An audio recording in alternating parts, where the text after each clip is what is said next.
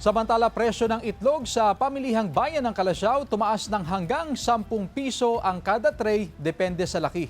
Ang detalye sa report ni Jewel Fernandez. 2 linggo na raw na mataas ang presyo ng itlog sa pamilihang bayan ng Calasiao, Pangasinan. Ayon sa mga negosyante, 10 piso sa kada tray ang itinaas sa presyo ng itlog depende sa laki. 10 pesos. Sa lahat? Oo, sa lahat.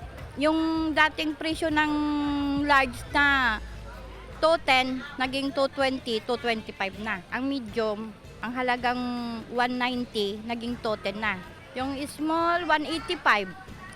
Dating 170. Kakaunti rin daw ang supply ng large size na itlog na nasa 8 pesos and 50 centavos hanggang 9 pesos ang presyo nito kada piraso. Ito raw ang madalas binibili ng mga consumer.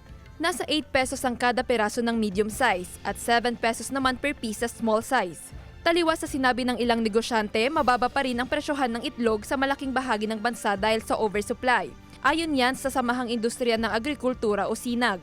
Mataas pa raw ang inventaryo sa itlog na inaasahang magtatagal pa sa loob ng hanggang 2 buwan. Wala umanong nakikitang problema sa supply ng itlog sa mga susunod pang buwan. Marami nag-alaga dahil maganda yung weather and maraming pumasok sa chicken industry. Si Aling Flor, kahit tumaas ang presyo sa pamilihan, bibili pa rin daw siya ng itlog. Kailangan kasi almusal ng araw-araw ng mga anak ko. Ibabudget na lang yung bibili natin ng ulam, budget lang kung sakto lang sa sahod. Kasama si Ron Taniedo, Jewel Fernandez, One North Central Luzon.